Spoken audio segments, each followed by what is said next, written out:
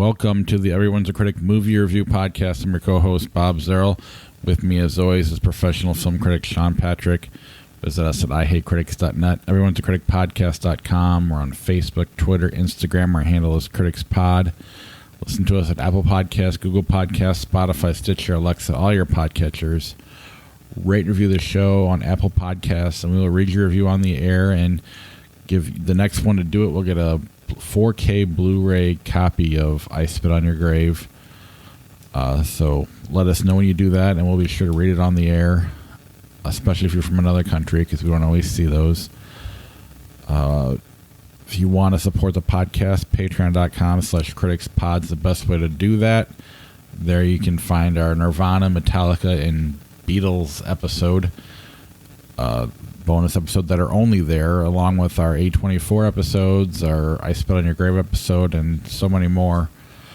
That's patreon.com/criticspod to help support the podcast. And then if you want some of our podcast merch, IHateCritics.net. Up in the right-hand corner, there is the TeePublic page, or you can just search CriticsPod on TeePublic.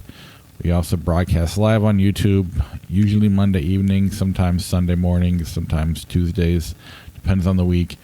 But we will also post a link on our social media pages when we go live. Or you can also subscribe on YouTube and click on the little bell in the upper right-hand corner if you want to be notified when we go live as well. All right, it's our big best of episode. But before we get there, we're going to talk about the newish movie of the week. I know we skipped a week, so we will start first with... I don't want to skip ahead. Whoa, this is out of order. How did that happen? I numbered these so they'd go in order. We'll come back to it anyway. The Matrix Resurrections. Back in the Matrix. Theaters. Matrix Resurrections is a sequel to the Matrix franchise, picking up several years in the future, where Neo, Mr. Anderson, is now back inside the Matrix and not aware of the world outside. He's been somehow reinserted into the Matrix and is working at a video game company where he's best known for creating The Matrix, a video game that features all the things that he did in the first three Matrix movies. He's done this. He's been convinced of this by his psychiatrist, played by Neil Patrick Harris, as well as by his partner, played by Jonathan Groff, who has a secret identity of his own.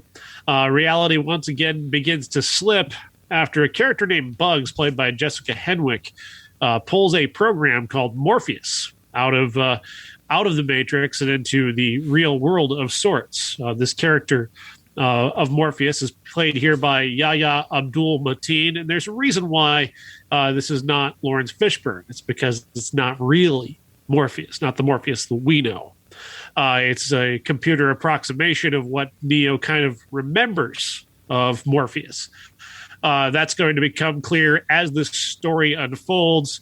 As we come to understand this brand new version of The Matrix, directed by Lana Wachowski, who really goes heavy meta on this, especially the first half of this movie, and it's quite entertaining in that way. It's got a lot of big action set pieces. Keanu Reeves just slips right back into this role with a great deal of ease and charisma.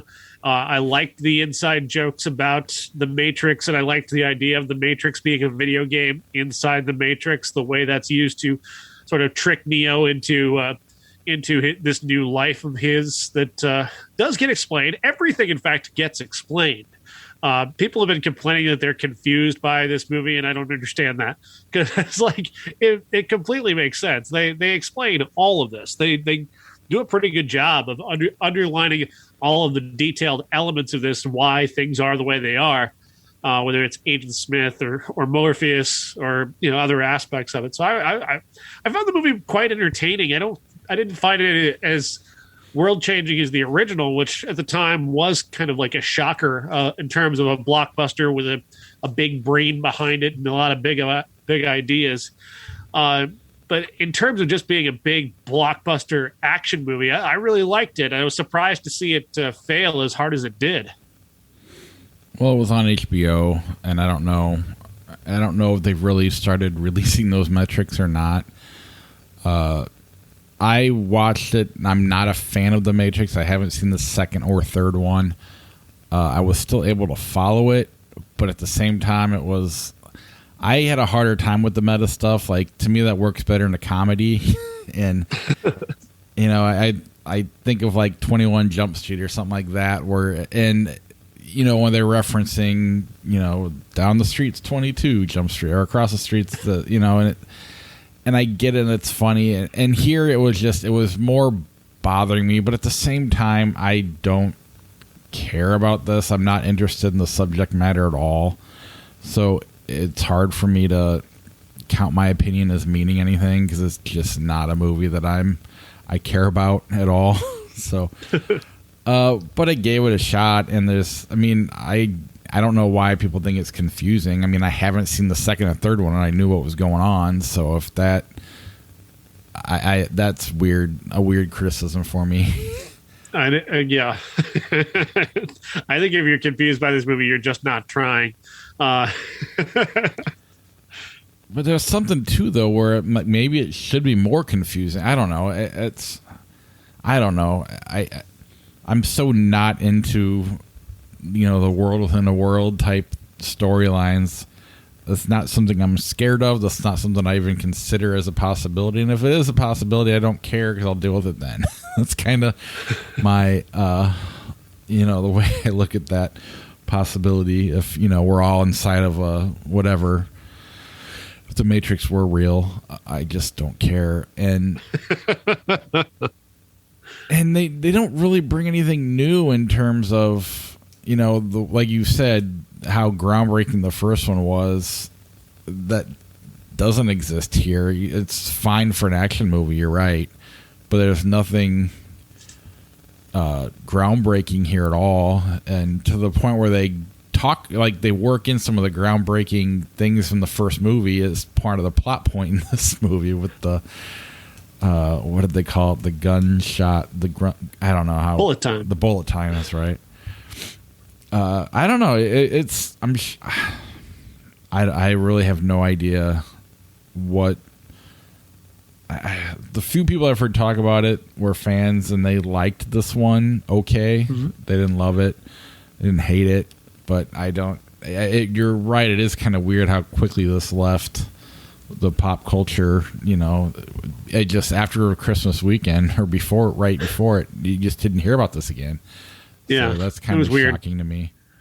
I love how this movie has such a heavy meta quality, like to the point where like Keanu Reeves is the perfect lead for this, because the way he's become a sort of pop culture icon, he is a person now that you would want to rescue. Like, he's a person who you want to see protected and treated well, and that's kind of what the whole point of the Matrix Resurrections is rescuing Keanu Reeves and making sure he's okay, and then paying tribute to what a nice guy he is. that meta was kind of cool to me. I really enjoyed that. I also enjoyed Jessica Henwick, who plays the character of Bugs, who's this new sort of insert character who is kind of gender fluid and exciting and different looking and really charismatic. I really loved her performance. But my favorite performance in the movie isn't any of the leads. It's Jada Pinkett Smith, who returns as Niobe, a very much older version of Niobe. She is fantastic. The makeup, a little iffy, but her performance and the way she brings the past to the present so beautifully, that was my favorite part of the movie. I was really surprised to find that to be my favorite part of the movie. Yeah. Back to the meta stuff, part of me was wondering how meta they were going to go, and if somehow they're going to get Keanu Reeves involved in this and then tie in Bill and Ted. I mean, just because the way I don't know. You're right. He's a guy you want to root for, a guy you want to save, but he needs to be confused, which he does really well as an actor. But Bill and Ted, those characters were confused characters. And at times I was kind of like, what is he? I don't know. I just had a hard time with it, but I'm also not. I don't know what he was like in the other two movies outside of the first one. And I did watch the original again, and I had a hard time getting into it, and that could just be me, getting stuck around the peripheral and not really digging into the movie. And again, it's not a subject matter I care about, so that's part of the problem too. We have a 1 degree separation from the creators of The Matrix. Our buddy cousin Jeff is actually friends with one of the Wachowskis. Really? Yeah. Which one? Legit. I can't remember which one off the top of my head. And this is only Lana, right? Lily is not part of this. Right. Do you know why, or is there? I don't know. Busy doing something else. Could be busy doing something else. I don't know for sure. They both have enough money that it doesn't really matter if they work again. So this is true. And then part of me was like, it's a lot longer than the other Matrix movie, like Cloud Atlas long. And I was wondering how I don't know. It wasn't that weird though. It was like, again, it wasn't boring by any stretch of the imagination. I just I don't know. Anything else on this one before we go to the first one? No, I liked it. I didn't like it enough to actually finish my review of it online, my written review, but I liked it enough. Yeah, but if you didn't get it out right away, no one was going to read it because they already forgot it exists. But yeah, this is the original Matrix. 1999, The Matrix, starring Keanu Reeves and, of course, Lawrence Fishburne in the role of Morpheus, along with a pretty terrific cast, supporting players, including Hugo Weaving as Mr. Smith, or Agent Smith, who becomes a main protagonist throughout the first 3 films. This is the story of Thomas Anderson, who is a hacker in this universe. He has been receiving messages from a guy named Morpheus, who has been promising to lift the veil of the universe for him. And that's what he does, essentially. He gives him a choice between a red and a blue pill. The red pill takes him out of the Matrix and into what is the real world, which has been destroyed by a war between man and machine. Echoes of the Terminator and some great sci-fi of the past are in there, which is pretty cool. But Keanu Reeves is the center point here, and he's such a great, innocent, naive lamb being led into a very difficult potential slaughter. He's so interesting as a lead. He's such a perfect audience avatar, because really the Keanu Reeves of this particular time was kind of not as big a star as he was about to be. And he developed a reputation for, these kind of absent-minded, naive characters who were kind of not particularly bright and sort of carried along by the plot. And that's not to say that he's a bad actor. It's just that sometimes that's how he came off. And so it made him actually perfect for this role, because you feel like Neo. You are Neo, essentially. With Keanu Reeves. And I know it sounds like I'm criticizing calling him blank, but he really is kind of a blank slate for you to easily project yourself upon and into his mind and his feelings. That's kind of the experience of The Matrix, is being able to feel like you are Neo and feel like you get to be that cool and feel like you get to be the one, which I find to be a very compelling plot and a very compelling way to carry forward an action movie. No, that's a fair description of him as well, because he's not always like that, but he hadn't gotten to that level of stardom yet. Even a movie like Speed really launched Sandra Bullock, and it launched him too, but his character, you don't remember that Keanu Reeves in any other movie. That's isolated to Speed. Point Break, he was kind of an airhead. Bill and Ted, like I was mentioning earlier, so he always, you knew just enough that makes sense why he's the perfect person for this role. And then, you can't underestimate the power it had on pop culture. Mm-hmm. The issue is the time that it came out. It was so quickly parodied and copied, and usually you had a little time to sit on it with. It was almost instantly that the bullet time shot was everywhere after that. And so it lost some of its groundbreaking. You forget how groundbreaking it was. And so quickly it became a joke that it didn't get. I mean, it got the credit it deserved, but I don't know. I don't feel like it gets held on the same level as something like Star Wars or, something else, from earlier, because there's more time to live with that stuff.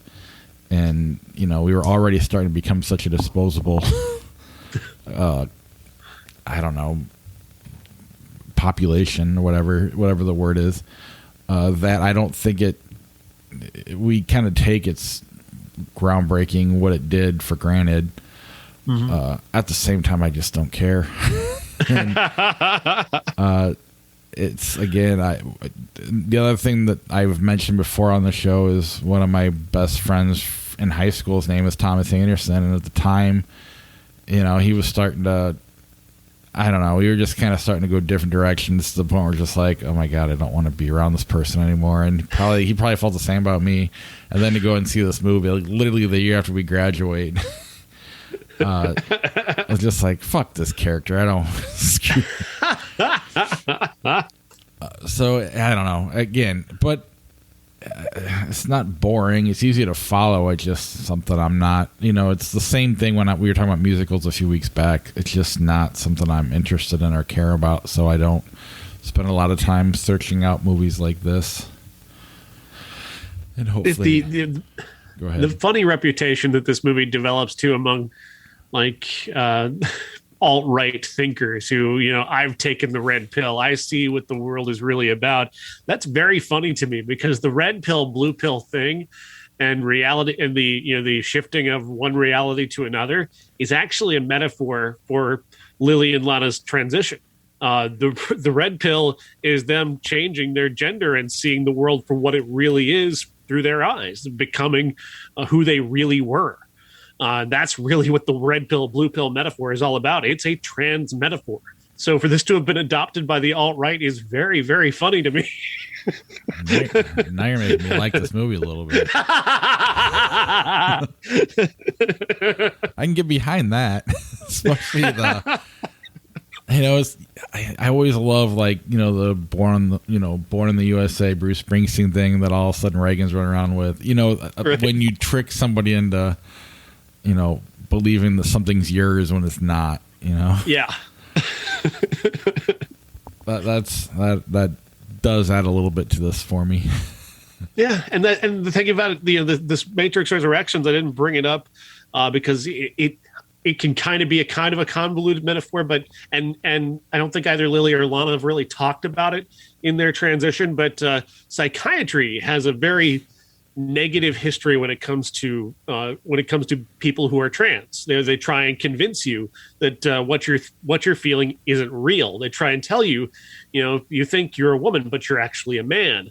And part of the reason why Neil Patrick Harris's character in Matrix Resurrections is a psychiatrist, a program disguised as a psychiatrist, is to try and convince Neo that the Matrix is real, and essentially the same thing that Lily and Lana both went through with psychiatrists and mental health people trying to tell them, you're not a woman, you're a man, and trying to convince them what their reality was, even though they could see what their reality was.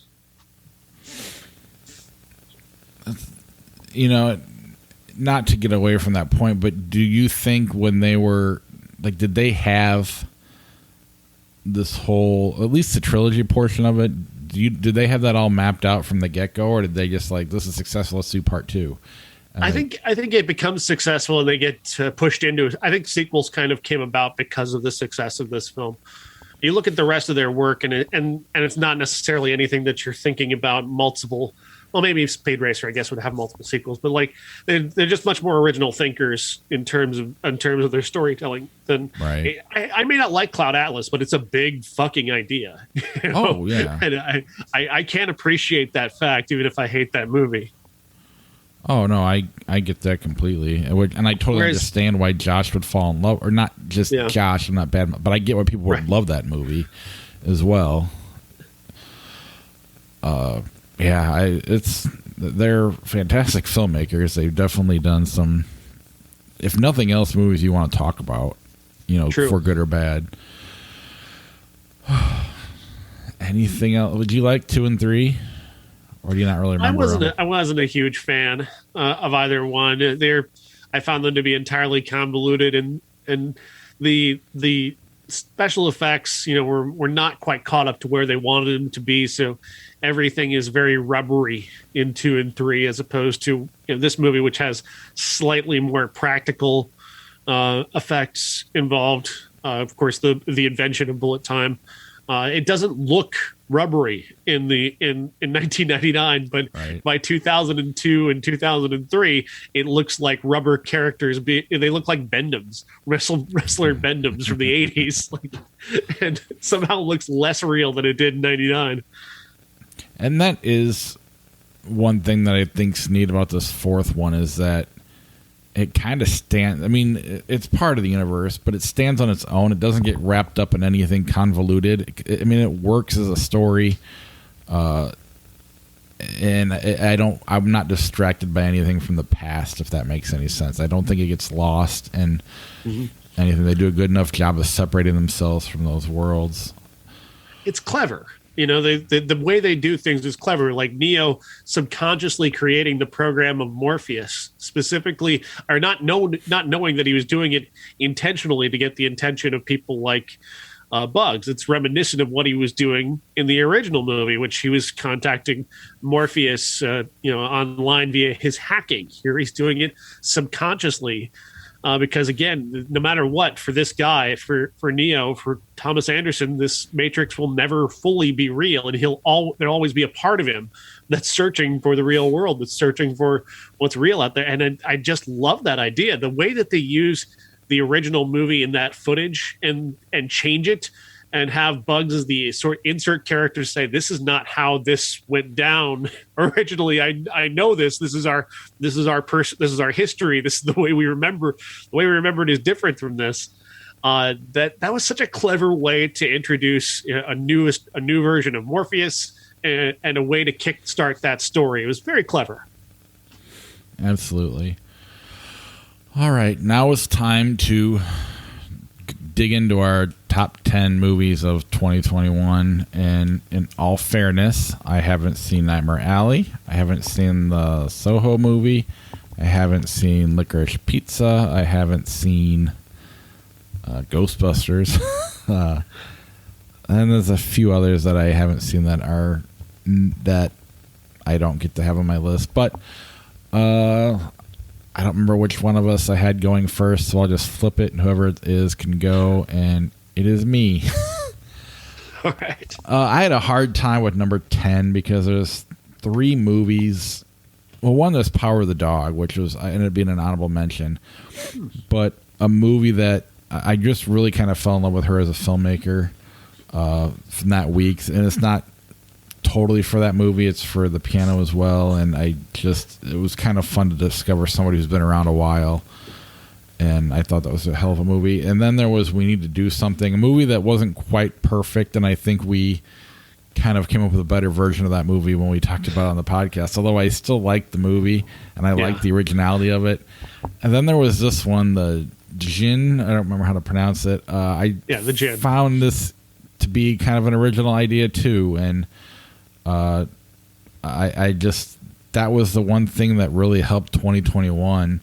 I got in an argument with my brother, not an argument, just kind of debate, and he was calling this a shitty year for movies, and I was calling it a great year for movies, and he's like, name a good blockbuster. I'm like, I don't know, but Lamb's fucking awesome, and and movies like this, and even We Need to Do Something, and a couple movies we're going to get to later on were all really great original movies. And this one, I like the use of the boy who couldn't talk, the dad being gone. I don't know. I just thought it was a neat, clever little horror movie idea. And I also put in this list together at the last minute. This one just kind of hung on at 10. I think we liked it. I could have swore we liked it at absolutely. the time. Absolutely, The Djinn's a terrific movie. The way they use that small space, that tiny apartment, is brilliant. And just the use of spacing and The camera work is very clever. The visual invention, of the villain is fantastic. That really creepy face makeup right at the very end, that shocker moment is fantastic. The kid is great. So there's a lot of really good ideas, and two very clever directors who really put a lot of thought and a lot of care into creating the scares that they create in that movie. Yeah, so I think these small little movies really, there were quite a bit of them this year, and I really recommend you checking out as many of them as possible. This is just one to start with. But let's move on to your number 10, I Blame Society. Yes, I Blame Society, written, directed, and starring Gillian Horvat, is a sort of documentary about a woman who wants to be a documentary filmmaker. And she gets this supposed compliment, I guess, from a couple of friends who tell her she'd make a great serial killer. Essentially, she's a sociopath, and this sets her off on a path to make a documentary. Like, am I really a sociopath? Am I really actually a psychopath in the end? And it's also got echoes of Me Too. It's got echoes of so many great female filmmakers of the past, but it is just dark, disturbing, and so funny. She is so hilarious in doing just these completely over the top, ridiculous, and then eventually violent things that she does. It is a relentless movie. It is one that does not let up on its satire. It doesn't let up on her being a villain, but also a villain who has kind of a point in the end. I love this movie so much. It's one of the funniest movies of the year, but it's also like ridiculously violent, and I love that.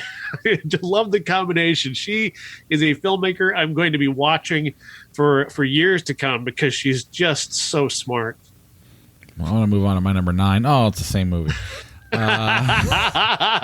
Again, wholly original. That's something that really is something I've been lacking. We made the Blue Balls joke when Spider-Man came out, and it's these little movies that are getting a chance to kind of succeed and have a life on these streaming platforms that they seem to be getting better all of a sudden. Not that, I mean, I'm sure they were there before, but they're just, I don't know, when a filmmaker has the ability to just do what they want and not have to answer to a studio, that really does give the movie some more depth for, at least me as a viewer. That's what I'm looking for in movies like this, or movies in general, and movies like this are giving it to me.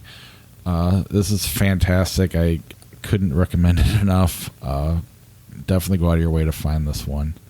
Came out 1 year ago next week, if you can believe that. Yeah. All right. You had Pig. What is this, number 9? Yes, my number 9 is Pig, starring Nicolas Cage, in arguably the best performance of his career. And that says a lot because he's, got a lot of really amazing performances in his career.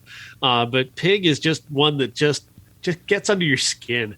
I was so mad when this movie came out and people were calling it John Wick with a pig. That is such a stupid, reductive, idiotic way to look at this movie, because that's not what this is. This is a lovely film that is about, yes, there's some violence in there, but it's got a point to it. It's got a purpose to it. It's got a weirdness to it that is part of the whole overall story. But the goal, just a guy trying to find his pet pig. It sounds like a weird premise, and then you add Nicolas Cage, and it sounds like an even weirder premise. And then director Michael Sarnowski does something brilliant. He doesn't make a really weird movie. He makes a movie about a man who is grieving, who's a little bit lost, who's kind of found his purpose through finding truffles with this pig and living in the woods, off the grid, away from the world. And it's about him returning to the world and finding himself a little bit, and also helping other people kind of find themselves, and especially Alex Wolff's character, who is a very shallow individual at the start of the movie, who kind of gains depth through his relationship with Nicolas Cage. And then you have, I believe it's Alan Arkin in there as well, who has the two of them share one of the best scenes in all of the movie. But there are two movies in here that arguably, or two scenes in this movie that could arguably be called the best scene of 2021, right. Which is saying something. As a whole, I think the movie is phenomenal, but those two scenes are so amazing, and Cage is so amazing in them. He's so in control, and he's just so dynamic. It's incredible to watch, and I'm happy to see that he got a nomination for Best Actor for Critics' Choice Awards, which is much deserved. I do plan on I'm voting for him to win in that category, because I do think this was the best single performance by an actor in any movie last year. There just happens to be 8 other movies that I really love a little bit more. Just a little bit more, but at least like my top 8 could shift very easily. It's very subjective this year. Oh, I couldn't agree more, because I think we have a lot of the same movies, but they're randomly all over the place. And in the past, especially the last 5 years, I feel like you and I have been a lot closer, other than the fact that you've seen more. It seems like our, Midsummer landing at the same time, Hereditary landing together. We had a lot that were, our 3s and 4s are matching up a lot. Here we have a lot of the same movies, but randomly different orders, and it's kind of. But that's how cool of a year it was, because it really, they're all, when you were dealing with originality like that. I don't want to be a broken record, but that allows for more. I don't know, just to be surprised, and everybody combine to what they like more. I love Pig. This is one of my favorite movies of the year. You mentioned, how the director just made a sweet little movie surrounded by weirdness. Like, he mapped out this path through this land of weird and flirted with it. He played with it. And right. So I actually love the John Wick with the Pig comparison, not because it's accurate, but because he gives you enough to go there, but he never. No, he doesn't. He flirts with it. He never quite gets there, and the whole time you're like, "When's the action going to start?" It's just such a, I don't know. It's pure perfection, really, as far as I'm concerned. I absolutely love this movie. All right, what do we got next? Don't Look Up. Here's part of the problem with not being able to see as many movies as everybody else. Movies like this, which I think is good. This is my number 8. But I noticed it's not on your list, and an honorable mention for me. Right, and it's Adam McKay walks this line of sometimes he goes a little too far left, other times he just kind of is good. To me, this is the best thing he's done. I think. I mean, even I know he's got Anchorman and stuff, but I loved the satire of this movie. It goes hard, very, very hard, and at the same time, like someone like my dad who leans a little bit more right than I do can watch this and appreciate it, and because it does a good job of not saying which side everybody's on. It leaves enough open that people can realize we're just freaking idiots, and that's right. Everything about this movie feels so real, even in its over-the-top satire that's going on. It feels so real. And I find the idea to be hilarious. You got some of the best actors in the world: Cate Blanchett, Meryl Streep, Leonardo DiCaprio, Jennifer Lawrence, Jonah Hill. Mark Rylance is phenomenal. It's Ron Perlman. Oh my god. So many great moments of Ron Perlman. And just everything that happens is so it's frustrating, but it's something that you feel like happens in real life all the time. So it's a satire, but it's very, very. It definitely goes hard in the paint, if that makes sense. And I appreciate it about this movie, and it's. I don't know. I like what it's going for, and I think he walked that fine line of really making a good point without preaching to the choir. I think this is the type of movie that could actually reach somebody, maybe. So I don't know. I appreciate that about this movie. I think it's his Doctor Strangelove. I think it's that level of savage satire of modern politics that Doctor Strangelove is still like one of the all-time classics, and this may not rise to the level of an all-time classic per se, but I think from Adam McKay's perspective, this is that level of good. He's on that same wavelength that Kubrick was on when he made that film about how we're edging towards complete disaster because we're all very, very stupid, and the people in charge are even stupider than the people being led, which is kind of Kubrick's thesis statement on Strangelove is the same thesis statement here. I adore this movie. I just love Jennifer Lawrence. This movie is she's so underrated in this performance, the way she's treated throughout, and how she's just so frustrated. Oh God, it's so good. There's so many good moments in this. With the comet coming towards Earth and Ron Perlman shooting at it is just so funny. That is just such a major laugh at a moment where you're also kind of thinking about potentially crying because it's so sad what's about to happen. There's so many brilliant things about this movie. Meryl Streep's tramp stamp is great. It's just so perfect. Every aspect of this movie is so strong, and I really do appreciate it. It narrowly missed my list. And what I guess I like about it best is, lately this seems like the movie we reference to sum up today is Idiocracy, and I think this can, and because it's a neat idea and kind of a sloppy movie, this can kind of take that over as far as I'm concerned. This one really does sum up the way our world is today. All right. John and the Hole.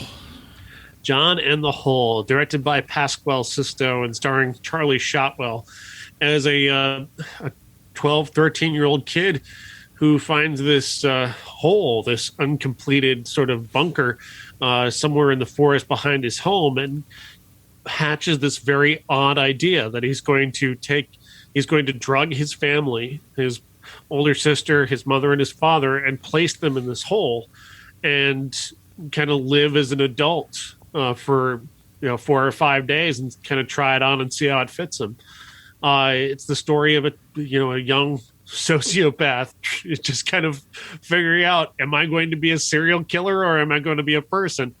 And Pasquale Sisto creates so much amazing imagery, and he creates so much tension from silence and observation. It's amazing. And then you've got a number of overarching metaphors that are playing out throughout that really some of them you can't explain, but you're fascinated by them nevertheless. There are a pair of characters in this movie that existed seemingly in their own timeline of this movie that you don't know how it relates to the original, but it does in some way. And there's a lot of ways to look at it. I love being able to attack and try and, piece together exactly what this means. It is extraordinary. And Pasquale Sisto is such an amazing director. Just again, like I talked about, his use of color, his use of silence, the use of framing, the whole itself is fantastic. But then you've got this kid, Charlie Shotwell, these big vacant eyes, this floppy haircut. He's so innocent looking and so sweet looking, and then he's doing this thing that is incredibly disturbing.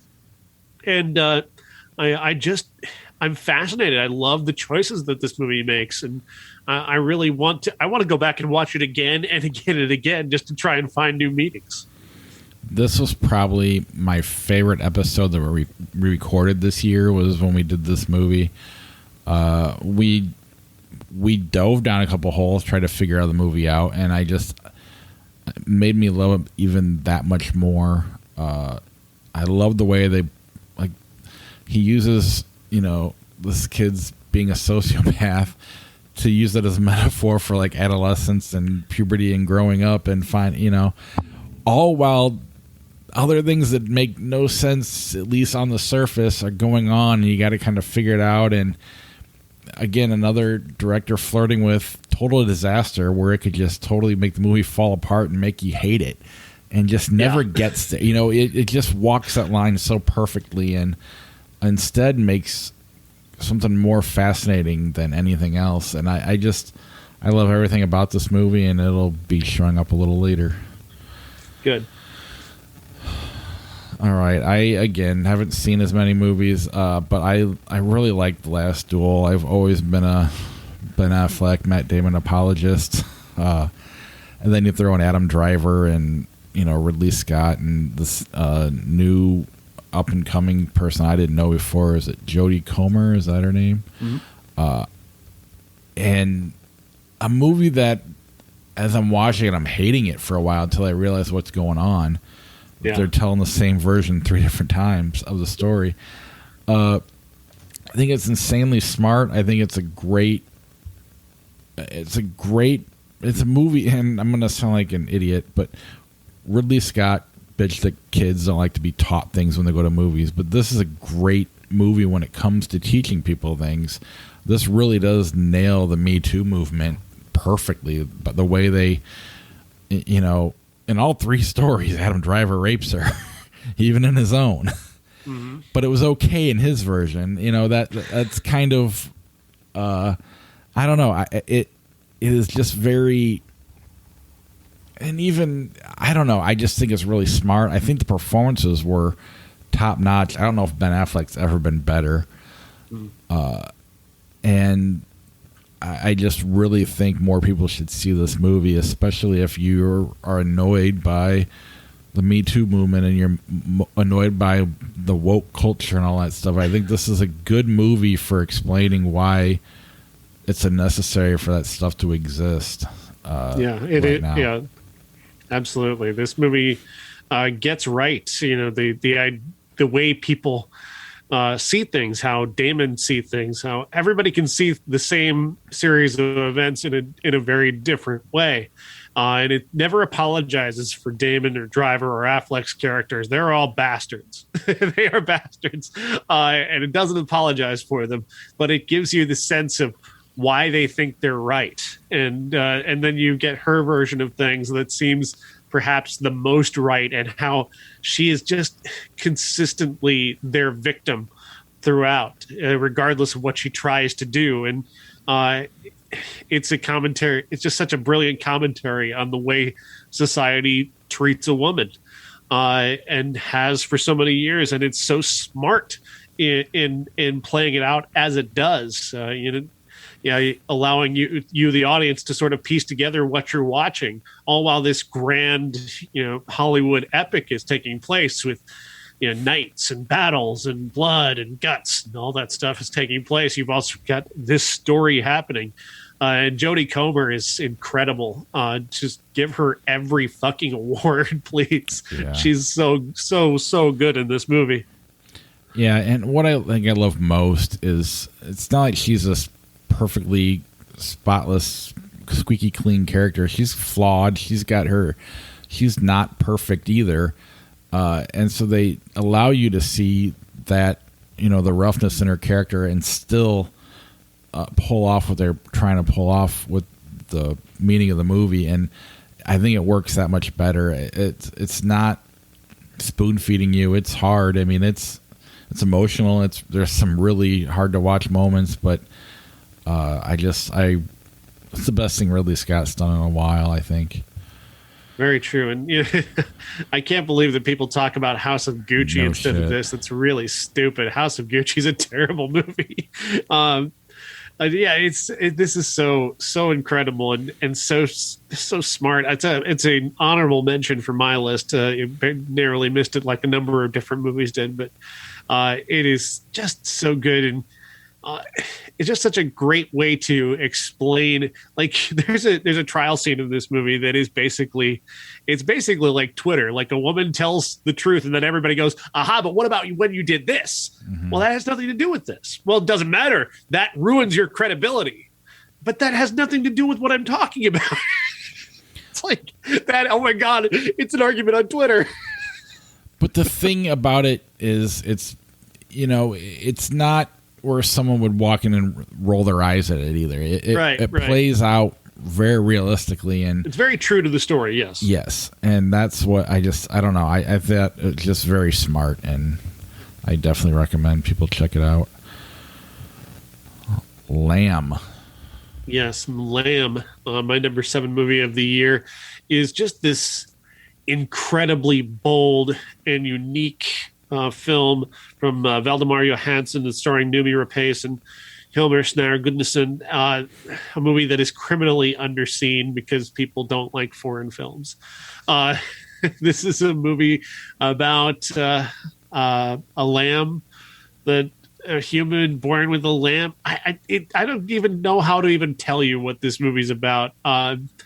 You know what it's about probably just from the materials and from the way we talked about it. Everybody talked about it, but you really don't know what this movie's like until you watch it. It is so amazingly suspenseful throughout. The way it builds suspense and tension and then lets you breathe for a moment, and it builds more tension and suspense and lets you breathe for a moment. And all the while building to this ending that just left me in a heap, like my jaw on the ground.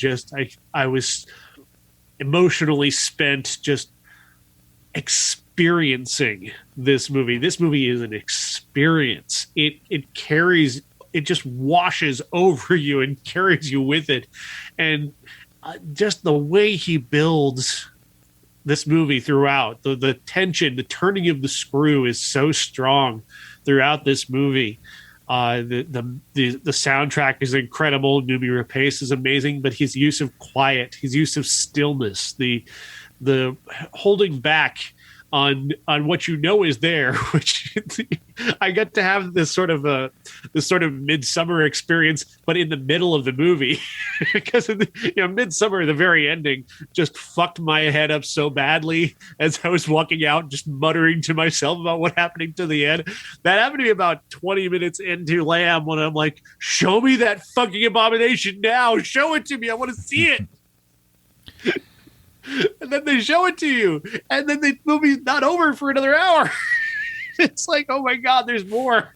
It's so good. I love this movie. Yeah, this is probably, in my opinion, the best direction of the year. The best cinematography. I love the way it looks. The way he withholds so much information. You only get to see what's important to the director, or what he wants you to see. You don't get anything else, and it just keeps you. You're right. Suspense is the word. You're on the edge of your seat the entire time, and you don't even know what the hell's going on. Your head goes in a million directions. You're trying to figure out what's going on, and I don't know. My brother watched it recently, and he was explaining it to me, and he didn't quite like it as much as us, because the ending kind of took him out of it. I'm like, you're fucking insane. He wanted a wolf to come and eat the baby. Which would have been fucked up too, don't get me wrong. Yeah. But either way, the whole experience of the movie was probably my best experience of the year.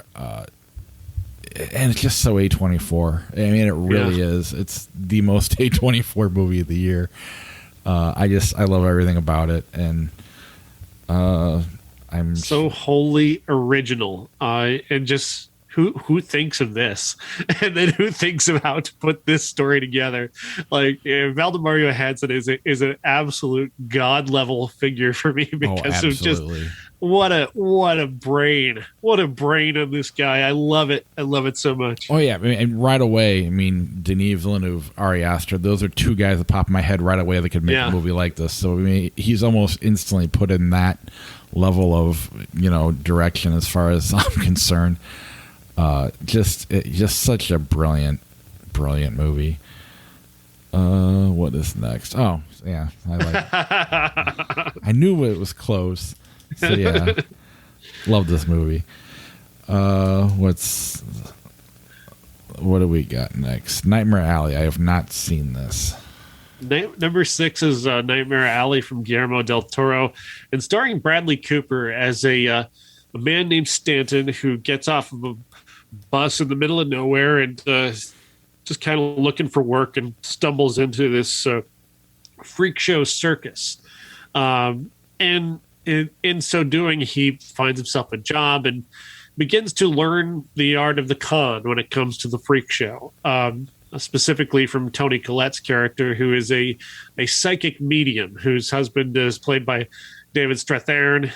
They show you how they do what they do, and he takes what they do and he tries to take it to another level. And when he does, he sort of there's this rule among people who do what he does that you don't cross into, and he crosses that line. And when he does, the movie takes a very fun and exciting turn.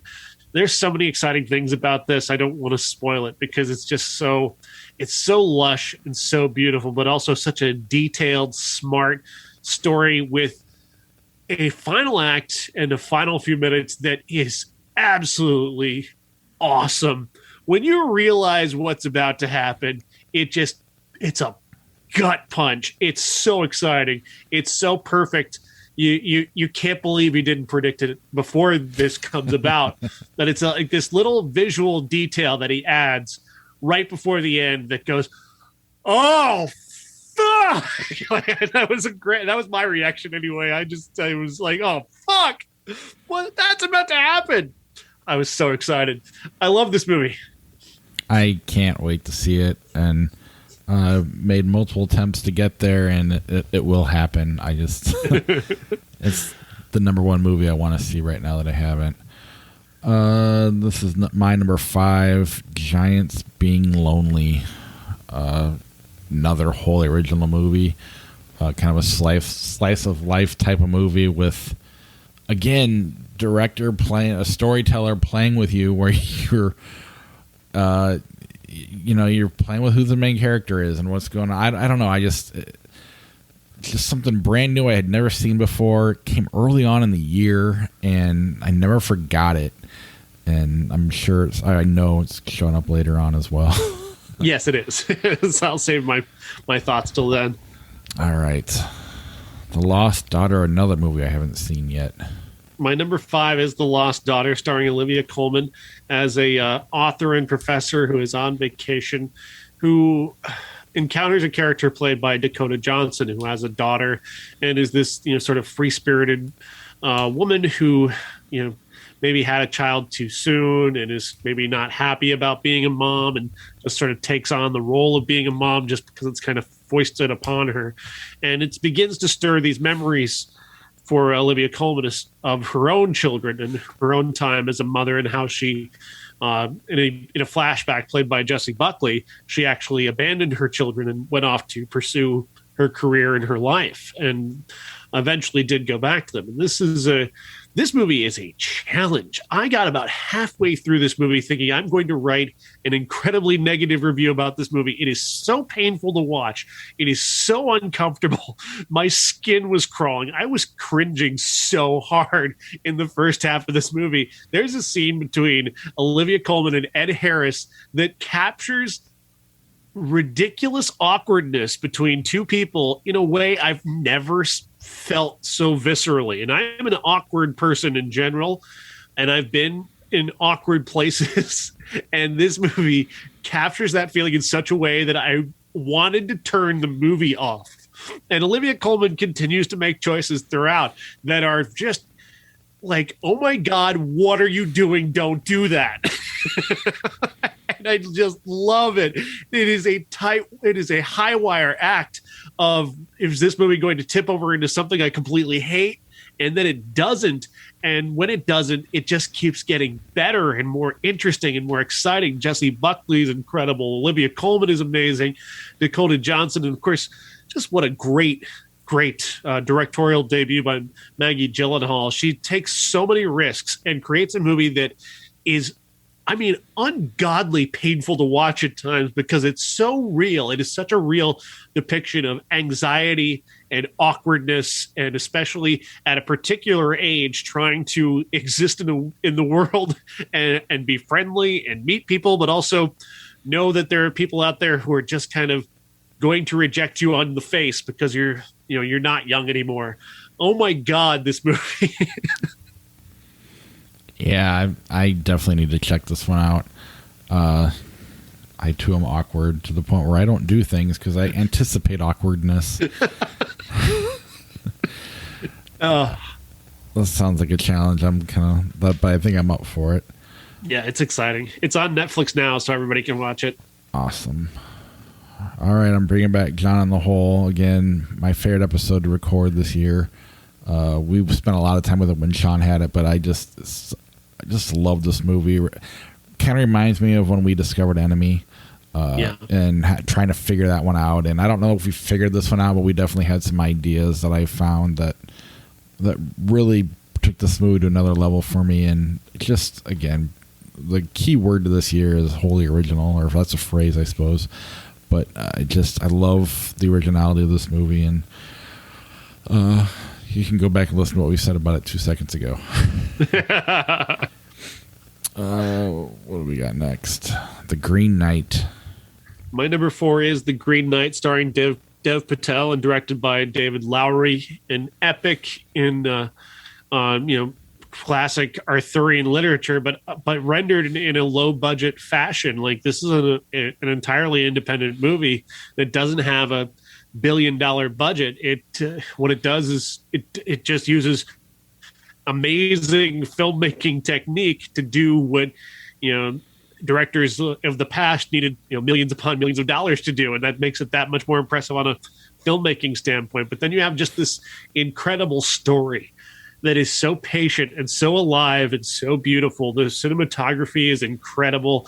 Dev Patel's performance is amazing throughout. The chapter by chapter nature of it, the way he tells the story is, the 2 scenes in Pig are top tier, like in terms of the scenes of the year. But my favorite scene of the year is just this one shot in The Green Knight. The Green Knight has just been robbed by a character played by Barry Keoghan. He's laying in the woods, seemingly waiting for death. The camera focuses on him and then begins to turn, and we watch the season change, just in the trees and the grass and the leaves, and we do an entire 360 back around to his corpse, not his dead body, but like his bones, like it's been picked clean. And then the camera does another one of those 360 pans, and we're back to him alive. You can parse the meaning of that for days and days and days, but the point of it is it's just so amazingly beautiful and thoughtful in capturing nature and life. And that one pan is just that much more brilliant than every other movie that came out this year. It's so good. There's so many amazing sequences, but I got to talk about Barry Keoghan, because Barry Keoghan plays this character who ends up robbing the Green Knight.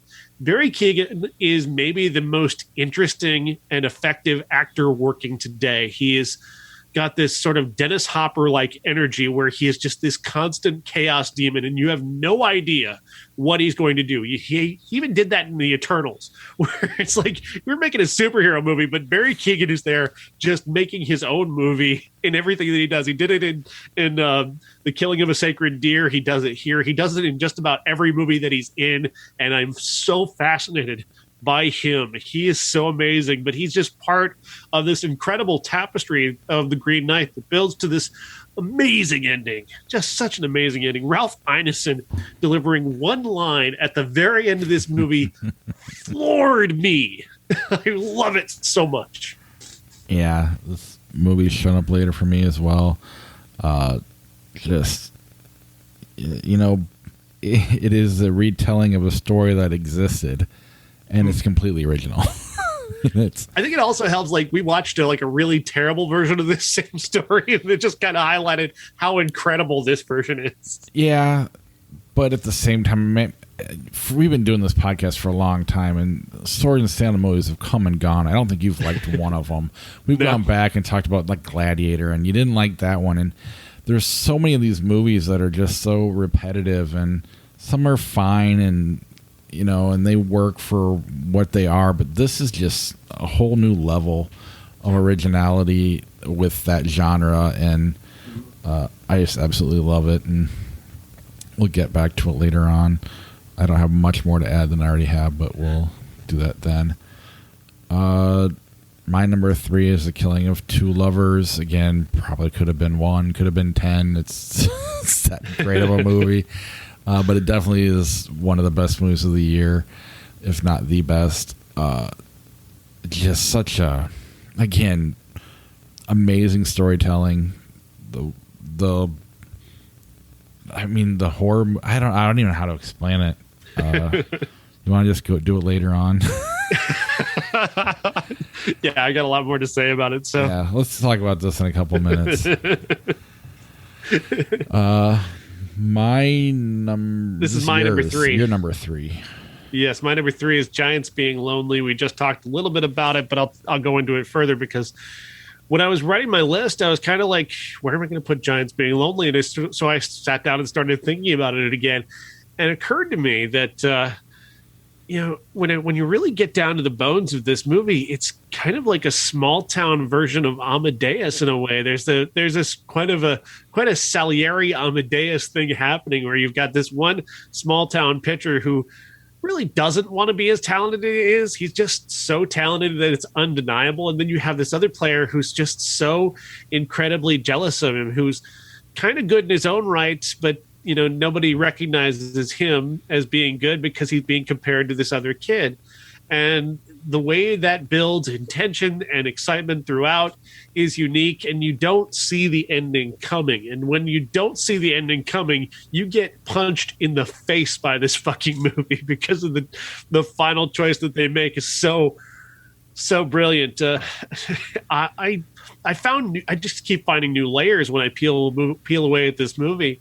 And it's bizarre to me just how long it took to get to this. 2019 is when this movie came out and hit at a little bit at Berlin, but it wasn't until that they kind of hooked up with Guillermo del Toro and others who helped find it some distribution this last year. And most people have never heard of this movie. Most people have never watched this movie, but they should, because it's absolutely brilliant. And Greer Patterson is a director to watch. He's got a lot of big ideas.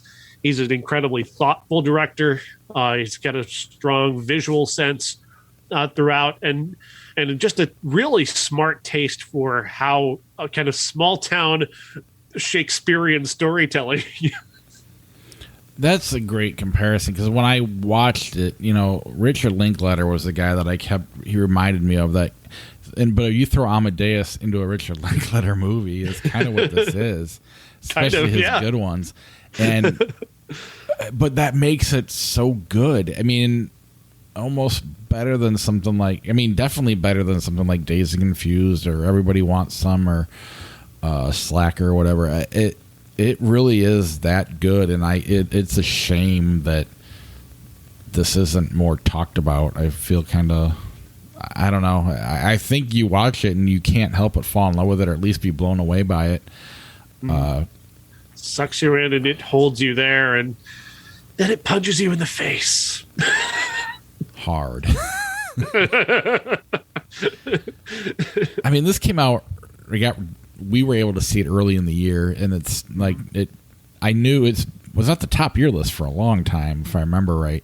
Yeah. And it definitely hung out around that way for me too. And I knew that was an easy one to get on my list. It was a matter of where do you put it. Again, could be number 1, could be number 10, could be anywhere. They're all. It's a fun year as far as I'm concerned. I agree. All right, I got The Green Knight at whatever number we're on, number 2. Again, just the fact that we spent years talking about movies like this and not liking them, specifically you not liking them, and then have this come out and be so just awesome, so well made. It's a movie where you could literally take a picture of any frame of the film and put it on your wall. That's how beautiful it looks. And it's just, it creates its own world and it exists in it, and you just, I don't know, everything about it is so smart. This definitely will be a repeat viewing movie. Obviously this and Lamb are the two big A24 movies for me in terms of truly A24 looking movies. Lamb goes that Arias route, and this goes in another route, but still just two of the best movies of the year. Just absolutely love it. Yeah, A24 and another fantastic year. Yeah, even the movie you called the worst movie the A24 did is getting rave reviews. I still need to watch that. It's popping up everywhere now. Which one is that? The porn star one. Oh, yeah, Red Rocket. Yeah, fuck that movie. I'm just saying, it's showing up all over like my social media feeds, and I want you to see it because maybe you'll see it differently than I did. But I really did hate that movie. Not as much as I hate Being the Ricardos or like those are the two like worst movies of the year up in terms of big movies that people have actually heard of. Right. The two worst movies of 2021 are movies nobody's ever heard of. Scavenger and The Serpent are I'm the only one who's had to suffer through those garbage movies. Scavenger is an outright crime that somebody needs to be arrested for, and The Serpent is an action movie version of The Room. All right, you're number 2. Tick Tick Boom. Tick Tick Boom. What an emotional experience this movie is. It's an emotional roller coaster from beginning to end. Andrew Garfield plays Jonathan Larson, the legendary creator of Rent, which, whether or not you're a fan of Rent doesn't matter, because what this is about getting to the heart of creativity in a way that few movies have ever gotten to. Like, there are a lot of movies about the creative process and about creative people, but few of them get right down to the heart of creation the way this movie does. And it doesn't do that stupid thing where like every aspect of somebody's life is used as an inspiration. Like, there's a movie called The Man Who Invented Christmas, a Charles Dickens movie, in which he writes A Christmas Carol and everybody in his life is a character from A Christmas Carol, inspiring him to choose stupid shit to put into the fucking Christmas. It's so dumb. It's so dumb. This movie is not that. This movie has just that spark of inspiration that is part of creativity and the part of the lives of creative people. But it also has this ticking clock of the fact that that Jonathan Larson died right before Rent was became this worldwide phenomenon, and with that, there's a poignance to it. And Lin-Manuel Miranda directs this so beautifully. And it's a musical, but it's not Hamilton. He doesn't use the tools of Lin-Manuel Miranda. He's working as Jonathan Larson here and letting Jonathan Larson's personality and music carry the story forward. It's based off of a play by him, a rock and roll play by Jonathan Larson that is kind of a one-man show, but him and a band and some singers doing this kind of one-man Broadway show that is absolutely amazing. The energy, the life of the musical numbers in this film are just incredible. It's so smart. It's funny that it pays tribute to Broadway in this amazing way with this amazing scene at a diner that is one of my favorite things I've ever seen. I've become kind of a Broadway nerd in the last year. Not that I plan on ever going to Broadway or anything, but I kind of fallen in love with the history and the excitement of Broadway. And with this movie just kind of tapping into that, it reached me on an emotional level that few other movies reached me this year. I love this movie. I think Andrew Garfield's one of the best performances of the year in this movie. It's not on my list simply because I didn't know where to put it. It's kind of, again, I could throw all these movies on the ground and just kind of pick them up one by one and be happy with that list. And this one probably, it's on my honorable mention, probably 11 right there. I just didn't know where to put it. But it is, what Lin-Manuel Miranda does really well is I want to say there's a movie earlier this year that was almost too much like him. Like, was it In the Heights or something like that? It was almost too Hamilton-y.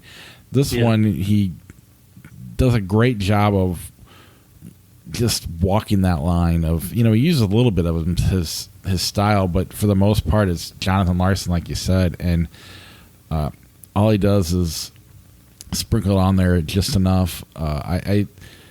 There's so much great about this movie. it's awesome. Everybody should go watch it. If you don't like musicals, which I am not really a musical guy, this is one that really did win me over, and probably why it should be on my list, because it really was that good. I just didn't know where. It's so hard for me to judge this over, Pig or whatever else. So, right. But yeah, amazing movie. My number one is Pig. Again, it could be 10. They're all neck and neck for me. It was kind of the year of Nicolas Cage. I know he let us down once. Yep. But for the most part, he knocked it out of the park over and over again. And then you have this movie, which, I don't know, it just really, really good. We went into it earlier, and I love the way they walked the fine line of normal and weird, and sweet and weird. This really small movie in this John Wick universe. I'm just totally kidding. Love this movie though. This is not a poster for that movie, by the way. This is not a poster for Nicolas Cage's. But I liked it. Okay. The number of wrong posters that I ran into, this is the only one I used, but it made me laugh. It's a deserving number one, and it's number 10 on my list. And the best movies of the year are all so close this year, aside from one for me that we'll talk about in a minute. But yeah, I just adore Pig, and Nicolas Cage's performance is just wonderful. And your number one is The Killing of Two Lovers. Yes, The Killing of Two Lovers, starring Clayne Crawford as a husband and father who is seeing his life slowly slip away from him as his wife is moving on with another man. This movie caught me from moment one. Just this sleeping couple, this pitch perfect quiet, and then this splash cut to this man holding a gun, standing against a blank wall, pointed at them. You don't know what happens in that moment. He's climbing out the window, and you're wondering, did he just kill those two people? What just happened? And he's just kind of jogging down the street back to his house, which is not far away. And from that moment on, I was just riveted by this movie, by what director Robert Machoyan was thinking, and how he was playing out this story, and how incredibly relatable it is. Now, I've never held a gun on anybody, but I mean, I get the emotions at play here. I get the ideas at play here, and I can relate to this character and the way he uses film technique to keep you in this character sphere, but at the same time being incredibly fair. Like, the reason why his wife left is very obvious. Like, he makes it clear that she's not a villain. She didn't do anything to harm him. She didn't cheat on him. She's simply trying to get on with life, which is something that he's been unwilling to do, which is why she decided to leave him in the first place. He's not going anywhere. He's not doing anything. He's not trying anymore. And she was drowning, and she had to get herself out of it. And she falls into this other relationship because of that. And he doesn't know how to deal with that. And his stunted emotional state is part of the story. People have, you've got to embrace the idea that he doesn't understand why she left him. He doesn't get that. And so he's angry and frustrated, and that's flying out in inappropriate ways. That's the point of the movie. So many people get upset with him as a character. And you're supposed to, asshole. That's how you're supposed to feel. You're supposed to judge him, but also understand, if you've never had your heart broken before and you don't understand why your heart was broken, then I don't understand you. You have to have felt that at some point in your life. And I just find the emotional complexity of this movie is so strong. But then you have that visual element where Machoyan is using the frame to make this character smaller or bigger, or just capture his emotional state. The barren wasteland around him, the mountains that dwarf him in the background. little tiny visual touches that he uses to underline where this man is in his life and why he's there and why that's such a difficult place to be. There's just so many layers to this visually and emotionally that it just came together in a way that speaks to me like no other movie spoke to me in 2021. And that's why I love The Killing of Two Lovers. Yeah, I couldn't have said it better. Just an absolute phenomenal movie. You never really know where it's going. You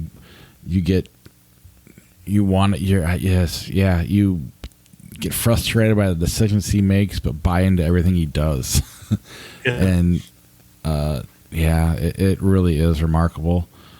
There's a scene also in this movie that is, much like The Lost Daughter. There's a scene in this movie that is so uncomfortable. I wanted to stop the movie. He's having a confrontation with this guy outside of his former home, and the guy is just being an absolute smug prick.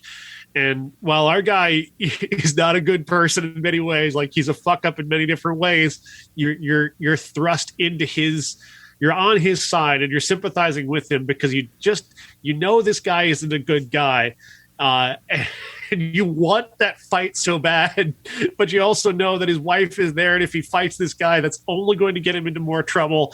And the tension of that scene is so immense. I almost had to stop the movie to give myself an emotional break from just the screaming tension of this. I was once in the midst of a situation where my ex and her new man were moving on together, and I was there trying to be a supportive friend to my ex, and he gave me a leather jacket, and I wanted to just punch him in the face so hard and bury him in this leather jacket. Like, don't try to trade me a leather jacket for this woman I love. Don't do that. I know that's not what you think you're doing, but that's what this is like. And I hate you so much. And so I've got that, kind of emotional connection in the back of my head as I'm watching that scene. And it just made it that much more painful, but also very, very real. Oh, that scene was phenomenal. I mean, you just want her to see it, what you see, and she doesn't, and then where it goes, you're just like, fuck. I mean, it I don't know.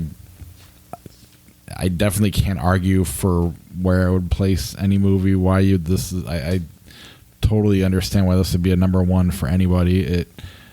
Again, great filmmaking, great storytelling, great visuals, great use of the scenery, like you said, with the mountains making him, just burying him. There's one little tiny scene that I always come back to in my mind, and it's just this brilliant use of framing. He's out with his kids. They're playing with this stomp rocket thing, and his daughter is, very upset with him for, not doing enough to keep their family together. She's off on one side of the frame. Him and his littler children are on the other side of the frame, and slowly he begins to bring them together, but he leaves the space on the right-hand side of the screen, just leaves it there, even as she's inching closer to and it's just this brilliant visual creation of the way he uses this empty space to underline the emotions of the scene is so perfect. I just adore it so much.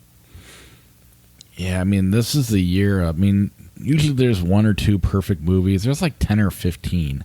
And I'm not even kidding. Like, no, perfect movies. Pig, John in the Hole, Tick Tick Boom. Those, and what I can't wait for you to see Nightmare Alley. Like, you're gonna see this, you're gonna see that too. Yeah, and I mean, for honorable mentions for me that I mentioned The Power of the Dog. I really liked that movie a lot. Annette, I had a hard time getting into, but I just from a pure artistic perspective, I thought that was a pretty fantastic movie. I kind of liked Cruella as for a blockbuster. I thought Bad Trip was funny, but doesn't deserve to be on the list. And Rollers, I thought was I love Rollers. I've also got on my honorable mentions Zola, another A24 movie that It's incredibly smart and clever and funny and weird. I really dig it. Bergman Island with Vicky Krieps and Tim Roth is a real lovely tribute to movies and movie making, and also the complexity of Ingmar Bergman and his ideas about marriage and family. Dune is maybe the best blockbuster of the year.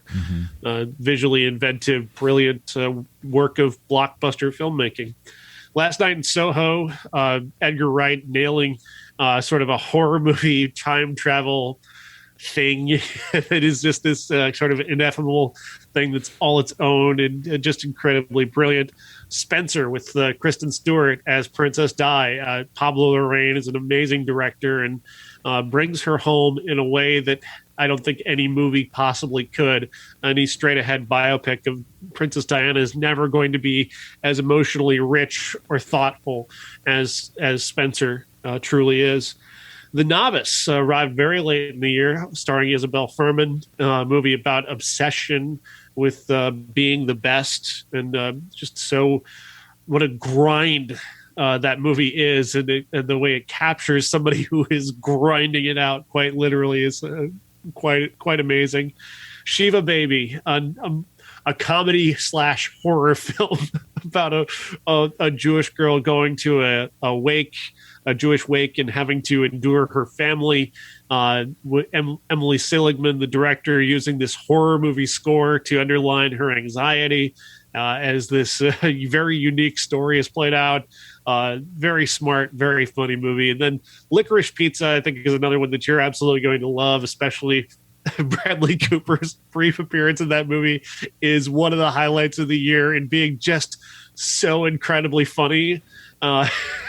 Just very briefly, he's not in the movie very long, but just an incredibly brief moment. He's so funny. But there are so many great moments in Licorice Pizza. It's the least serious movie of P.T. Anderson's career, and maybe if I had something more to grasp onto, I might have slipped it into the top 10. But it's definitely one of, again, he's a genius. He's one of those guys where I think I've mentioned before, every other movie I like, the other one I hate. So it's like hate, and this will land on the like. I'm definitely that Nightmare Alley and The Last Night in Soho are the three that I feel like I felt bad for not seeing. At the same time, being that they're studio movies, I'm kind of happy they weren't on your list. Not that, I mean, Nightmare Alley was, but I think it's cool. Like, I felt bad having, even Don't Look Up on my list, a studio movie, because I really like the idea of all these small movies actually being the best movies of the year. And even The Last Duel, I felt bad having that on there. But I don't know. This really is a kind of a sleeper of a year that, unfortunately, a lot of people aren't getting to enjoy as much as we are, but it's their loss. Yeah, it's true. Let's see. Next week, we've got C for Me, the 355, American Siege, American Gadfly. I gotta write my words better. King Car. Oh, what the fuck is this movie? Starts with an R. Rucker. I forgot the R at the end of it. And then I'm going to watch The Tender Bar, which you have described as the most acting of any movie in 2021. And notice it wasn't on his list. So I love you, Ben Affleck, but Long Island is not something that I can get behind. 91, Kuffs, Hand That Rocks the Cradle, and Free Jack come out. And already 92, actually. 92. Yeah. But 92 is already better than 91. Yeah, notice we didn't do a best of 91 because it's just like Barton Fink, Sons of the Lambs. Goodbye. Yeah, that's it. Don't need to go any further. It's all garbage. Let's see. We've been going a while. Do you want to do a flick chart or? I'm up for it if you are. All right, let's go until my dog barks. Basically, that means my wife's home. So let's log in here and see what we got. The Reader Crossroads. The Reader. I don't know what. I've not seen Latrue. Revolutionary Road, Citizen Kane. Citizen Kane. Great. Deadpool, Highlander. Deadpool. Repo. Have you seen this? The genetic opera. It's not important enough to remember. The Birdcage, Harry Potter, and the Prisoner of Azkaban.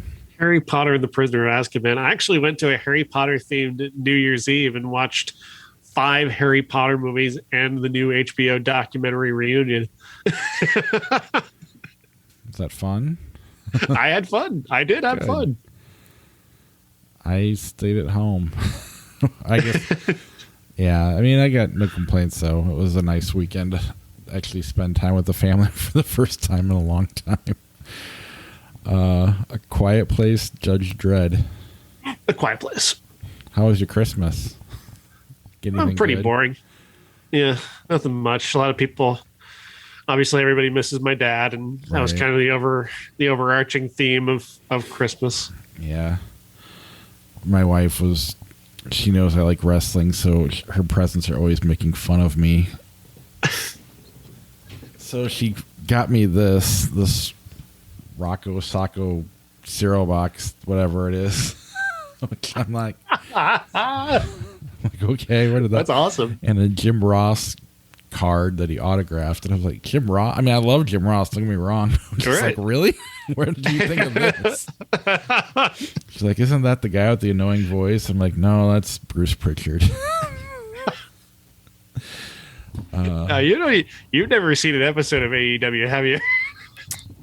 I have seen a couple, and I've heard he's getting older, so I don't know. I'm not gonna badmouth the guy. He's got skin cancer, so yeah. Anyway, the Avengers, Lethal Weapon. I'm split. I'm split on that. I know which way you're going on it. Yeah. I just go with Lethal Weapon. It's fine. They like the same movie. That's fair enough. Bloodsport, Mission Impossible, Ghost Protocol. Mission Impossible. Any Given Sunday, Gone with the Wind. Any Given Sunday, fuck Gone with the Wind. It's hard to get Any Given Sunday to be a picked movie. Diner, The Replacements. Any Given Sunday is slightly less racist. Slightly. Diner. I'll take Diner. Replacements is a terrible movie. Highlander, Coyote Ugly. Coyote Ugly. Agreed. Looper, Before Sunset. Before Sunset. I love Looper, though. As do I. A Ghost Story, Hancock. I haven't seen a Ghost Story, so I can't answer.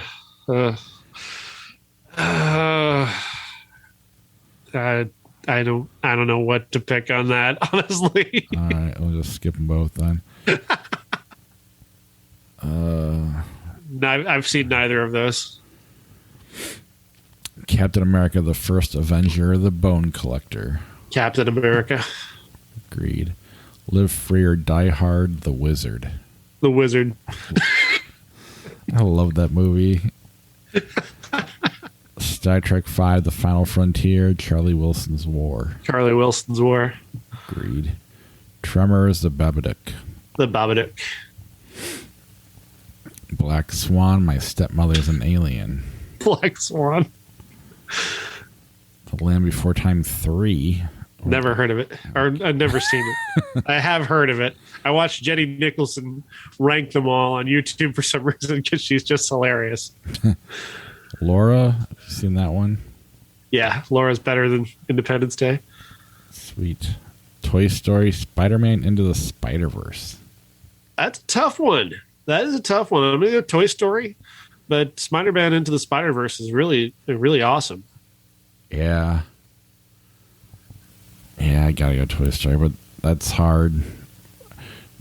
recency bias makes me want to go Spider-Man a little bit, but I agree with you. Have you seen the Cabinet of Dr. Caligari? I saw that at a independent theater in Rock Island with a person in person playing the piano to it. It was amazing. Is it better than 101 Dalmatians, though? Yeah, it is. Clerks 2, epic movie. That's not even Clerks fair. 2. Not a contest. Lethal Weapon Monster. That's not fair. Monster. Fine. Dunkirk, Mission Impossible, Ghost Protocol. Mission Impossible. I'll follow you there. Back to the Future, Braveheart. Back to the Future. Yeah. Michael Clayton, The Nightmare Before Christmas. Michael Clayton. The Hot Chick, Terminator Salvation. The only thing that can make me choose Terminator Salvation is the hot chick. Nice. I didn't think you'd be able to come up with something. That worked out good. Bad Trip, Scott Pilgrim versus the World. Scott Pilgrim. Yeah. Although, like I said, Bad Trip was a lot of fun. I'm assuming you haven't seen Hellraiser Bloodline. I have seen Hellraiser Bloodline. Really? Then I'm curious which one you like better. 3 from Hell. 3 from Hell, not even that good. That's how bad Hellraiser is. Parasite, the Wolverine. Parasite. Yeah. Too Fast, Too Furious, Joe Dirt. Too Fast, Too Furious. Smarter movie than Joe Dirt. Barely. Parasite, Witness. Parasite. Cold War, 12 Years a Slave. That's a good one. Those are 2 really good movies. 12 Years a Slave. Why don't I remember Cold War? It's a foreign film. Played in Cannes. That would explain it. How Green I've never seen How Green Was My Valley. I should, because I think it's a Best Picture winner. Right. The Martian, Panic Room.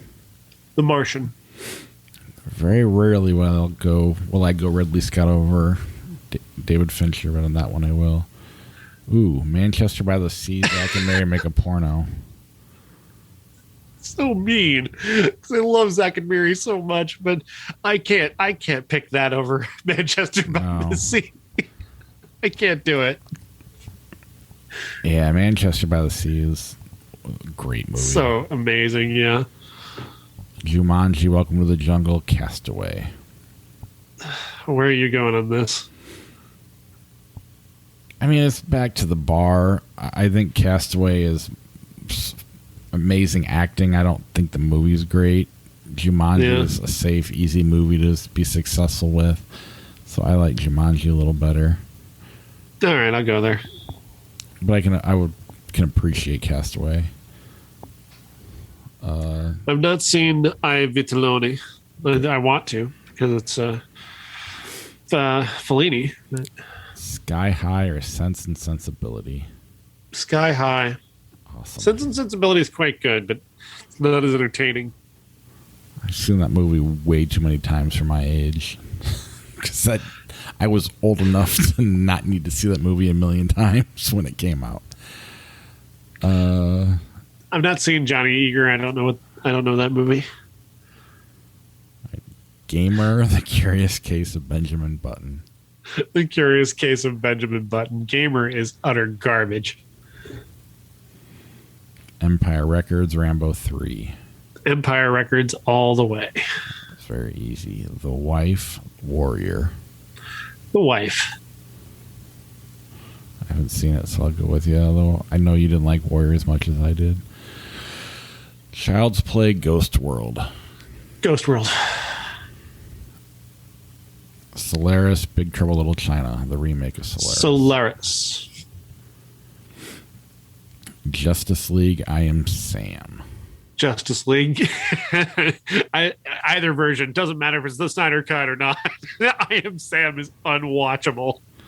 Rocky, Star Trek IV, The Voyage Home. Rocky. What do you think Josh would have picked? Malcolm X, Merlin. Malcolm X. The Amazing Spider-Man, The Straight Story. The Straight Story. I don't hate Amazing Spider-Man. Indiana Jones and the Temple of Doom, Matchstick Men. Temple of Doom. On Her Majesty's Secret Service, or Inspector Gadget. Ironically, I think Her Majesty's Secret Service is actually the best Bond movie because it's got the least samey Bond, I guess. Night of the Iguana. I've not seen that one. I need to see that one, but Hidalgo, Rain of Fire. Rain of Fire. Hidalgo is incredibly snooze-inducing. Clue, The Green Hornet. I'm gonna get a lot of hate for this, but I like The Green Hornet. I love Seth Rogen, and I would watch that over Clue. I agree with you. The Great Mouse Detective or Beavis and Butthead Do America. Beavis and Butthead Do America. Funny fucking movie. The Wolverine, Notting Hill.